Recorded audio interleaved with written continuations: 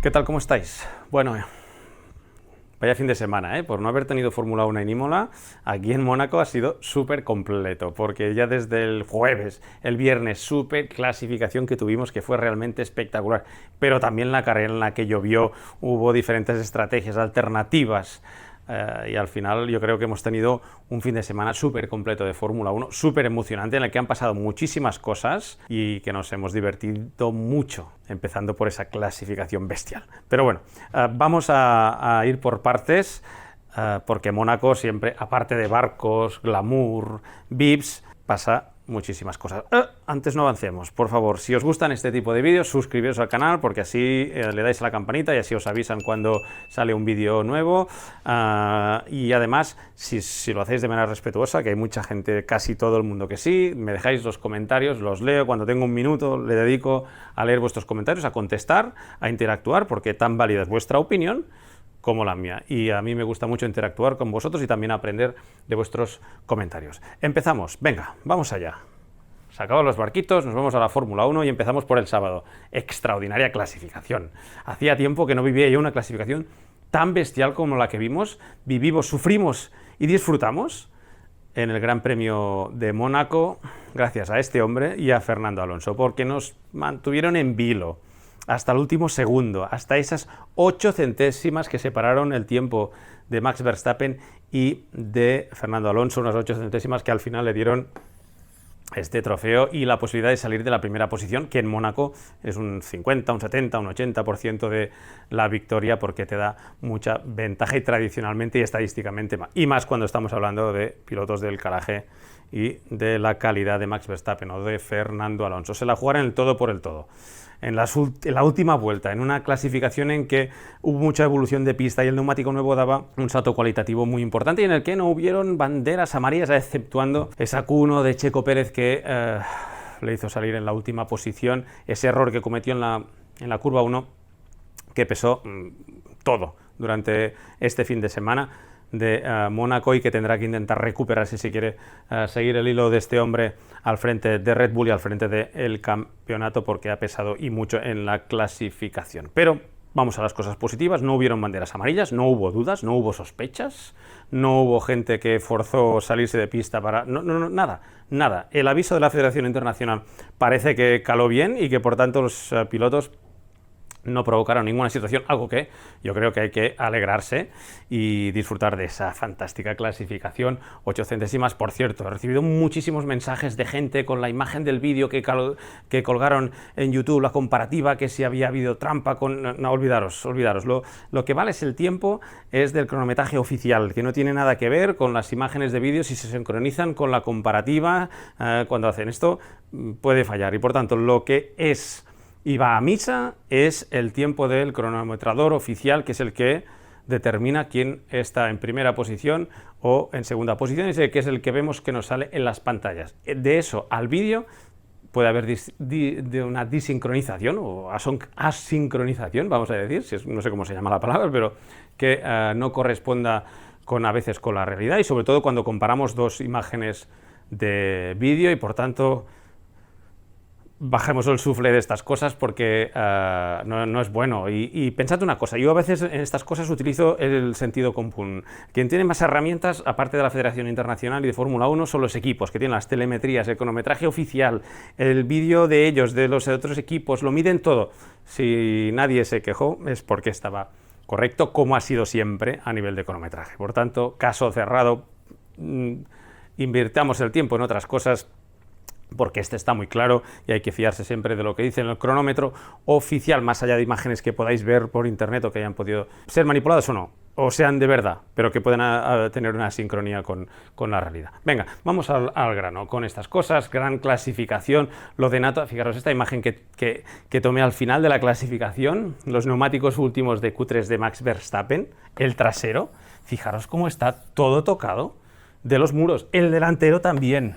Que esto significa lo que tuvo que apretar Max Verstappen para poder batir a Fernando Alonso, que nos deleitó también con una extraordinaria clasificación. Fue de lo más espectacular, quizás Jeddah el año pasado, aunque no terminara la carrera, pero yo creo que Max Verstappen aquí hizo una vuelta estratosférica. Era la única manera que tenía de batir aquí a Fernando Alonso, que ya había avisado, y no decepcionó el piloto ovetense con esta clasificación con el Aston Martin en Mónaco. Yo estoy seguro que van a venir muchas carreras parecidas a esta, muchas o algunas esta temporada, segurísimo, aunque no sé cuál va a ser la evolución de los coches. Poco más de decir de la clasificación, aparte del primero, la penalización de Charles Leclerc. Ferrari, error grave, y más en Mónaco. En otro circuito pesa menos, pero en Mónaco el tráfico hay que tenerlo hiper mega controlado. Un error más, 3 posiciones de penalización. Al final dejaban a Esteban Ocon, que hizo una gran vuelta en clasificación y un muy buen fin de semana para todo el equipo Alpine. Al final, el podio de la carrera, Verstappen, primera posición, medalla de oro, trofeo del ganador, Fernando Alonso, grandísima carrera del piloto de Aston Martin, mejor resultado de la temporada, muy cerca de la victoria, luego lo veremos, y también no hay que quitar ningún mérito y aplaudir el resultado de Esteban Ocon, mejor resultado de la temporada para el piloto francés Alpine, que necesitaba este resultado. Hay mucha más velocidad de la que hemos visto en el coche, y más después de las novedades. Yo creo que si van poniendo las cosas en su sitio, veremos a un Alpine mucho más fuerte durante toda la temporada, ni mucho menos a la altura de el Aston Martin, que aquí en Mónaco tenía una gran oportunidad para intentar dar caza. De hecho lo hizo, pero no pudo batirle al Red Bull y a Max Verstappen, pero vendrán más oportunidades. Circuitos parecidos a estos, en los de baja velocidad, con buena tracción y carga máxima, Hungría y Singapur, pero queda mucho para estas carreras. Ya habrá que ver cómo van evolucionando los coches, tanto Aston Martin como el resto. Acordaros de la penalización que tiene Red Bull y que le tiene que dar menos horas de túneles de viento. A partir de esta segunda parte de la temporada podríamos o no ver las consecuencias, porque lo que os voy a enseñar después da un poco de miedo, y supongo que lo estáis viendo venir todos, los fondos planos que vimos efectivamente durante los accidentes cuando se levanta el coche. Bueno, pero todo vendrá. Vamos a analizar un poco la carrera. De salida estábamos todos avisados de que el neumático blando no era el neumático para tomar la salida, porque había sufrido mucho de graining, había también degradación. Además había una amenaza de lluvia, latente y patente ya desde el principio de la carrera, y por tanto había que intentar hacer stints largos, lo más largos posibles, y por eso vimos diversidad de salir con neumático blando o medio o neumático duro. Esto que veis en el Alpine, el de Fernando Alonso, que dices, Alonso con neumático usado, no. Utilizan el viernes o el sábado a primera hora, dependiendo, para los neumáticos de carrera, salen a darles una vuelta, para quitarles esa primera capa. Les debe dar algún tipo de ventaja en el momento sea para calentarlo, sea para esa salida a pista después del pit stop, les puede dar algún tipo de ventaja. Sobre todo si la pista está fría, entiendo, lo hacen siempre. Es un neumático prácticamente nuevo, como el de Russell, Leclerc, Ferrari, que también optó por una estrategia pensada en estar más tiempo en pista, intentando que pasen dos cosas: que haya un safety car y que por tanto una vez pasada el ecuador de la carrera puedas entrar y acortar el tiempo en pista, o que cayera esa lluvia y que por tanto cuando entres del seco al mojado te hayas ahorrado un pit stop que no tengas que hacer de manera prematura más allá de la vuelta 30. Con el medio hubo graining, todos lo sufrieron, también Verstappen, que salía en el liderato, pero supo mantener la velocidad, supo recuperar el neumático. El graining es un efecto superficial, de la capa más superficial del neumático, y por tanto cuando te entra, que son aquellos macarrones que vemos y que empiezan a perder grip, puedes, si gestionas muy bien el neumático, depende de las condiciones, recuperar el neumático, limpiar ese graining y seguir teniendo buena adherencia, algo que consiguió Verstappen, y por ello se fue hasta la vuelta 55 con un neumático medio en el que, por ejemplo, Ocon ni Hamilton pudieron lidiar con él. Sí, Norris hasta la vuelta 50, pero que todos los que habían salido con el neumático medio lo pasaron peor que los que lo habían hecho con el duro, por ejemplo Ferrari, o como por ejemplo Fernando Alonso, que no se vieron tan afectados por el graining. Pero llega el momento, empiezan las nubes, que ya los vimos desde la salida, pero empiezan a caer gotas a partir de esa vuelta 50, 51, sobre todo empieza a llover mínimamente, solo en algunas zonas. en la zona de la curva 6, de la curva 7, ya en la zona del casino, en la zona del Gran Hotel, en esa zona de ahí empiezan a caer gotas y por tanto se empiezan a encender las alarmas y empiezan a entrar pilotos para ver cuál es la situación. Donde se estaban jugando las castañas era aquí delante. Hamilton y Ocon ya habían entrado por problemas con el graining, con el neumático medio, estaban en el duro, pero ¿quién fue el que probó primero? Muy bien Aston Martin, entra ¿dónde está? Aquí, vuelta 51. Entró Bottas, que ya sabéis que Alfa Romeo siempre intentan ir a la contra, intentan hacer cosas para ganar tiempo y recuperar posiciones, pero quien lo hizo también fue Stroll. Aston Martin pone a Stroll en pista con el intermedio, que le da una información bestial para poder saber ir a por la carrera. Lo tenían claro, podían ir a por la carrera y por tanto el mejor termómetro para saber si realmente el intermedio era la opción o era seguir en slick, era lanzar a pista a Stroll, que tenía una carrera muy difícil, a Stroll, que había hecho una mala clasificación con el intermedio. Pero ¿qué pasa? Se termina. Una vuelta y ya no tienen información de Stroll. Por tanto, parte de esa primera estrategia ya no les sirvió. Quien sí paró fue Fernando Alonso, viendo que, y pensando Aston Martin, en ese momento Aston Martin piensa que la lluvia que está cayendo, y eso más o menos yo creo que la información era la misma para todos, la que suministra Meteo France a los equipos, más o menos es la misma, o es la misma para todos. Otra cosa es que los equipos se informen luego por otras fuentes, o tengan sus spotters, o tengan sus bases de información, pero esa información decía que iba a ser una lluvia limitada, que no iba a llover durante más de media hora y que podía ser que parara en 5 minutos o que se largara. Aston Martin creyó que esas gotas que estaban ya afectando a una zona del circuito no iban a ir a más y por tanto cuando habla por radio vuelta 54 no para Max Verstappen y están hablando con Fernando Alonso, esos mensajes de radio pues son de vamos a ir a por medios, vamos a ir a por slick, pensando que no iba a llover más. Entran, ponen slick y obviamente ahí perdieron gran parte de las opciones de la carrera. Mayormente la gente que entró optó por neumático intermedio, iban ya más allá. En ese momento en el que entra Fernando Alonso es cuando empieza a llover de verdad, se empapa completamente la pista y el hecho de poner medios echa al traste cualquier opción que podían tener de haber hecho un buen undercut a Max Verstappen, que en ese momento cuando entra Fernando Alonso estaba en el rango de 8, 10, 12 segundos por delante de Fernando Alonso y por tanto ahí se echaron al traste. Fue complicado, lo pasó mal Fernando Alonso volviendo a boxes, pero lo pasó muy mal también Max Verstappen para entrar en boxes y ya en esa vuelta 55 para poder cambiar neumáticos. Pues lo que he hecho es esto, vuelta a vuelta de Verstappen-Alonso, Verstappen-Alonso y Hamilton, vuelta a vuelta desde que empezaron a caer las primeras gotas, vuelta 50, hasta que se estabilizó todo en la vuelta 57.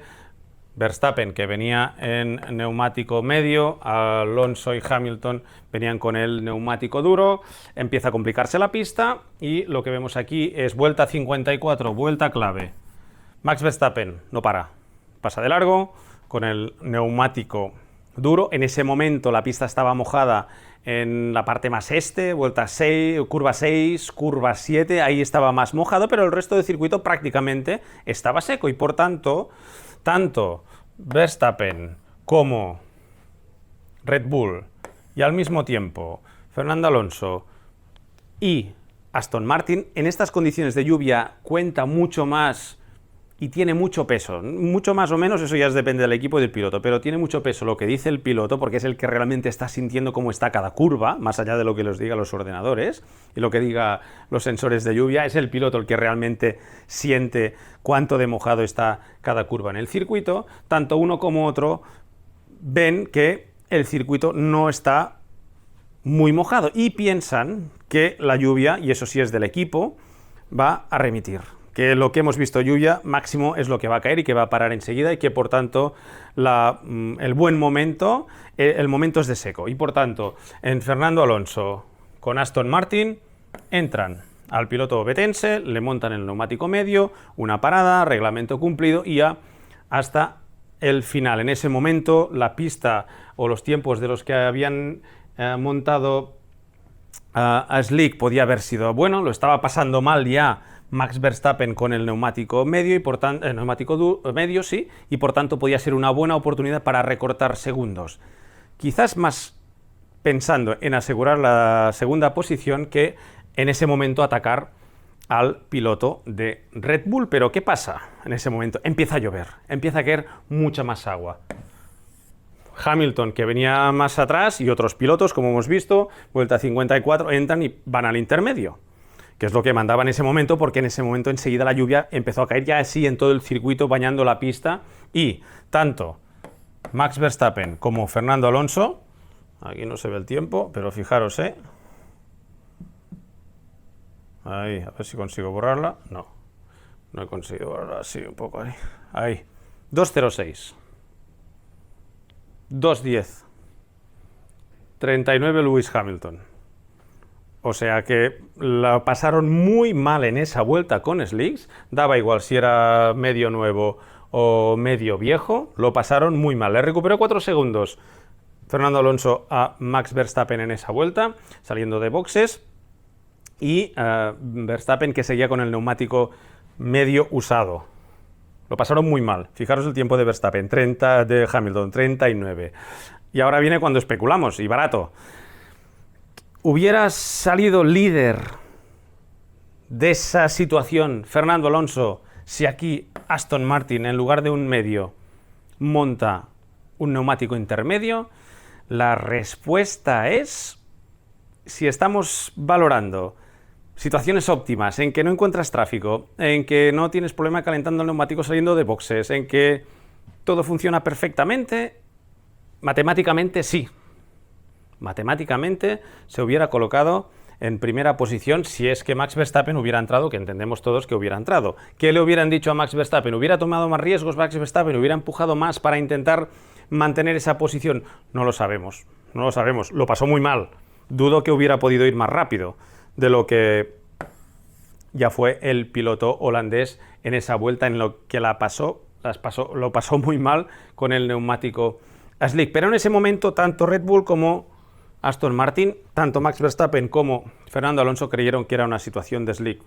Hamilton venía más atrás, y cuando pasó la zona de decidir de entrar o no, ya estaba lloviendo y estaba cayendo ese aguacero que puso la pista para intermedios y no para extremos. Y por tanto, ¿hubiera sido líder? Sí, pero estamos con muchos condicionantes hipotéticos que ahora no son calculables, y que por tanto tenemos que especular haciendo de ingeniero de sofá, que es muy fácil a toro pasado decir si la estrategia era buena o era mala. Esto que estoy haciendo es una barbaridad, pero sí que ahí se perdió una oportunidad, se aseguró una segunda posición, o se fue a asegurar una segunda posición, pero se perdió la posibilidad de haber ganado la carrera, aunque en ese momento yo creo que tanto uno como otro tomaron la decisión con los datos que tenían más apropiada, no fue descabellada, les pasó factura. ¿Se podía haber al menos esperado Aston Martin una vuelta más? Bueno, ellos pensaban que irían hasta final de carrera. La decisión fue la que fue. Ingenieros de sofá, se acabó. Hubiera sido líder. Seguramente, ¿qué hubiera pasado después? No lo sabemos, especulamos barato. Lo que no es especulación es las novedades técnicas que vimos en los coches. Primer circuito de carga máxima de la temporada, todos los alerones en Mónaco, como en Hungría, como casi en Singapur. Hay que poner el máximo de carga en los coches, el máximo de alas que tengamos, el máximo de gurnings en las alas traseras, incluso en las delanteras, porque la eficiencia ahí no cuenta para nada, y por tanto lo que tenemos que hacer es empujar al máximo al coche, porque la velocidad es muy baja y no nos interesa para nada la eficiencia, y nos da igual si generamos mucha resistencia al avance con el drag, nos da igual, carga, carga y carga, tanto con estas alas de alta carga aerodinámica que por primera vez vimos esta temporada, como también en estas alas pequeñas de la parte inferior, de la parte posterior del monoplaza, máxima carga, como es este caso del Red Bull, para el circuito de Mónaco. Pero claro, ¿qué pasa en Mónaco? Cuando tienes un accidente, que te levantan el coche.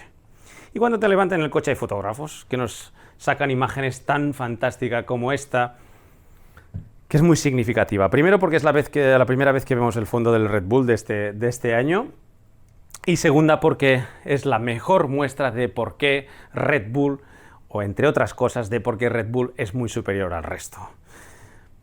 Fijaros en esta obra de arte, iba a decir, porque estábamos acostumbrados a ver fondos planos, y esto es una obra en 3D, en 5 ejes, lo vemos por donde lo vemos, lo veamos por donde lo veamos, zonas que en otros coches son completamente planas, son superficies planas, estas piezas que en otros equipos son placas verticales prácticamente, en Red Bull, fijaros, es una obra de arte de las 3 dimensiones, no solamente por las curvas en esta sección, sino la manera en la que están todas estas piezas trabajadas en todas y cada uno de sus ejes. Es auténtica obra de arte. También en estas zonas que en otros equipos son más planas, ellos tienen como una especie de escalón interno que además en la parte posterior, estos escalones ya los habíamos visto años anteriores, lo han adoptado por ejemplo también en Mercedes y en Ferrari, pero que si nos lo vemos desde atrás, fijaros esta zona de la caja de cambios. Y esto ya es en plan escultura, ¿eh? Fijaros todos los volúmenes que han sido capaces para adaptar no solamente aquí, sino la caja de cambios. Y esto es un negativo de lo que es la caja de cambios, además de ver, fijaros en esta zona del fondo, que encaja con el Beam Wings, con esta rampa tan bestial en la salida del difusor a la zona del Beam Wings, lo que os contaba de estos escalones que han adaptado otros equipos, pero de estas zonas con estos ángulos y con estos radios que ahora son un poco acentuados, pero que nos demos una idea de lo bestial que es el trabajo que ha imprimido Red Bull en la zona del fondo plano. Es algo muy bestia. Yo estoy seguro que aparte del daño que seguramente le hizo esa salida de pista a Checo Pérez porque le apartó de los puntos y de una buena clasificación y de buena carrera en Mónaco, dolió más en Red Bull estas fotos que los otros equipos. Seguro que la noche mismo del sábado ya estaban haciendo iteraciones en el CFD para ver lo que habían hecho. Fijaros, este es el fondo plano del Mercedes, lo que os decía. Nada que ver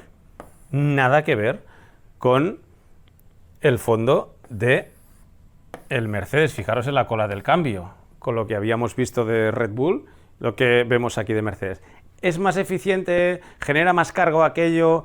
¿Es una de las claves por las cuales no tenían el rebote tan acentuado el año pasado? ¿Generan ahí mucha más carga? ¿Es la clave por la cual tienen más velocidad en el DRS? Eso no lo sabemos. Lo verán los ingenieros que están trabajando en esas simulaciones. Pero no me digáis que hay una diferencia abismal entre un concepto y el otro. Entre el trabajo que parece que hay en uno, sea a base de horas y a base de conceptos, que eso ya no lo sabemos. Recordemos que el año pasado Red Bull gastó más dinero en evolución del coche o en el concepto global de la temporada que el resto y fue penalizado por eso. No sabemos si es consecuencia de eso o que el talento que tiene en sus equipos de aerodinamicistas y las herramientas que tiene para su desarrollo, que puede ser también eso, les permite hacer un fondo plano tan espectacular como el que vimos. El de Mercedes también tiene esta parte un poco más trabajada, pero al igual que este, que es el de Ferrari, no tiene nada que ver con el que hemos visto de los hombres de Adrian Newey, que otra vez nos volvió a dejar maravillados con una pieza que es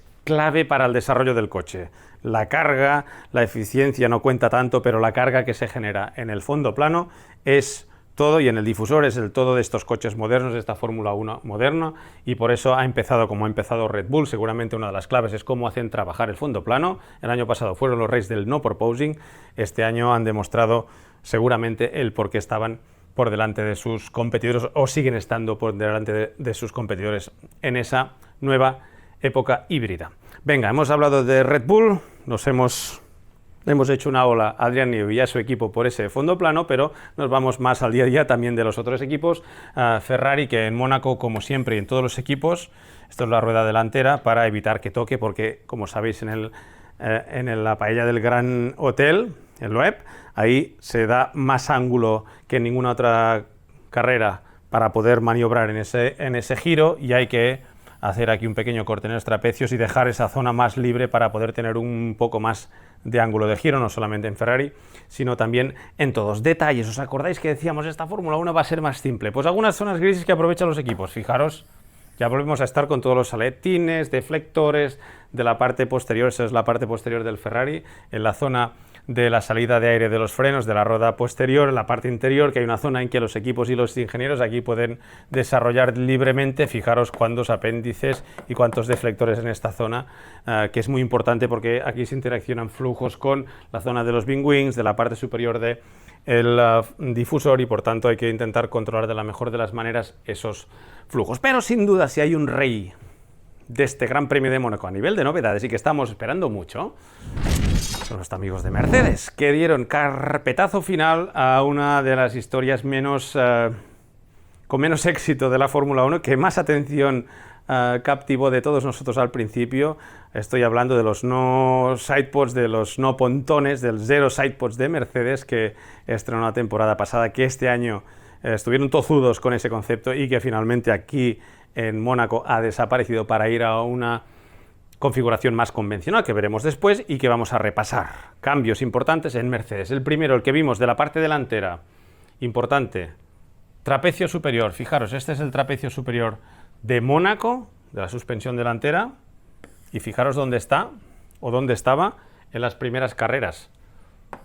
Fijaros cuánto ha levantado Mercedes el trapecio superior en su chasis. ¿Es un tema más de suspensiones, sí, de cinemáticas de la suspensión? Puede. Aerodinámico también es importante para ambas cosas. ¿Tuvieron que modificar el chasis? La respuesta la tenemos aquí. Es un poco borrosa esa foto de la parte delantera del chasis. Aquí es el punto del trapecio que se estaba marcando ahora y han tenido que montar este bracket, vamos a ver, este soporte que une los dos trapecios superiores para reforzarlos, para unirlos, porque no estaba previsto y no se ha modificado el chasis, o muy levemente. Fijaros, este era el anclaje de antes de ese trapecio superior, y ahora fijaros dónde va anclado en este soporte que se ha suplementado en la parte superior del chasis, y por tanto significa que no han hecho un chasis nuevo, no hay pasta para hacer estas evoluciones porque tienes que hacer un crash, etc, etc. Simplemente han movido el punto de suspensión manteniendo toda la estructura con este soporte que le da rigidez, que le da soporte hasta de un lado a otro para mejorar. Lo que os decía de la aerodinámica, fijaros ahora, trapecio superior, en lugar de esta zona ha ido aquí arriba, y fijaros cómo describen este canal. No es el trapecio entero, esto es como una cobertura, como una funda que va por encima del trapecio y que le da esta forma de ala que les permite el reglamento, un ángulo en concreto, pero que utilizan los equipos tanto en la posición donde los sitúan como en estas fundas para hacer trabajo aerodinámico de empujar el aire hacia la parte inferior del monoplaza, donde está la entrada de los radiadores, pero sobre todo del túnel que va por la parte inferior del monoplaza, una zona muy sensible, tan sensible que Mercedes ha aprovechado para poner estos deflectores invertidos, aquí lo veis, con estos cortes, y también en la parte superior, fijaros, en este pequeño deflector para guiar el aire y separar ese aire más turbulento, aquí lo tenéis, de la rueda delantera, además de poner estas pequeñas salidas para seguir empujando el aire hacia la parte inferior en ese túnel, pequeño túnel que ha hecho en este nuevo concepto de pontones, que ahora ya sí son un poco más clásicos, ya no era aquella entrada prácticamente vertical, ya es algo mucho más clásico, un pontón que, si lo vemos con detalle, podría ser algo parecido al Alpine, con un concepto inicial del McLaren, con toques del Alpine, alguna cosita del Ferrari, poca cosa, es algo muy convencional. También veíamos primeros cambios en la zona del suelo, ahora además la hemos podido ver por debajo, pero en definitiva un pontón mucho más clásico, con un túnel inferior muy poco marcado, y en el cual, si vemos una foto que pude tomar lateral, está esta zona hundida en la parte central, que es la que marca un poco el estilo y el concepto de esta nueva primera parte de la evolución del Mercedes, que Mónaco no era un buen sitio para verla. La escena de Mónaco no sirve para nada. En Montmeló sí que podrán hacer pruebas interesantes, no solamente a velocidad controlada y constante la recta para ver la carga aerodinámica, sino podrán cambiar diferentes alturas para ver el rendimiento real, no solamente de la parte de la carrocería, sino también y sobre todo del fondo plano con este nuevo concepto que cambia un poco la escena en la cual se estaba moviendo hasta ahora Mercedes y que en Barcelona podrán tener mucha más información de si realmente este concepto de coche va a funcionar o no va a funcionar para el futuro y de las evoluciones que vienen por detrás. Os decía, muy parecido al de Aston Martin, perdón, al de el Alpine, que aquí también presentaba novedades con una zona interior más hundida aún que lo que teníamos visto hasta ahora. Alpine, que resurgió de las cenizas después de un inicio de temporada fatal en el que nadie le salió bien y que parece, más que la evolución esta, yo creo que han puesto todo el fin de semana en orden y por tanto los resultados han llegado. Fantástica tercera posición, merecidísima de Esteban Ocon, que hizo un gran fin de semana en Mónaco y que como algunos otros equipos estuvieron evolucionando las piezas. Este es el caso del McLaren. Hombre, no consiguieron un espectacular resultado, quisieron poner parafina en la zona del fondo plano, pocas cosas se vieron, pero seguro que les llevó buena información, igual que Aston Martin con el ala de alta carga. Aquí se ve mejor el tema de la parafina, fijaros cómo quedan marcados los flujos, es realmente bonito ver cómo los flujos van pegados a las alas, no solamente al ala principal, sino también a las alas pequeñas y a la superficie lateral de esta ala, aquí lo veis, y que sirve básicamente para ver si hay desprendimiento, si la capa límite que sigue la superficie del ala se desprende y por tanto tenemos aquí aire turbulento, no estamos generando carga, estamos generando drag y no interesa, y por tanto seguro que es muy buena información, más que para Mónaco, para las próximas carreras en las que utilicen esta ala de alta carga que podremos ver en otros circuitos. También hubo muchas evoluciones, también en Alfa Romeo, en Alfa Tauri, en Williams. Nos daría tiempo para ir analizándolas, nos las guardamos para las próximas carreras. Solo os quería enseñar, porque me estoy quedando sin tiempo, la fábrica lección que hicimos, este pontón de Ferrari con aquel famoso, ¿os acordáis? El conducto ese del pontón. Voy a ver si puedo cambiar el color, porque si no, no vamos a ver nada. Ahí está, esto rojo.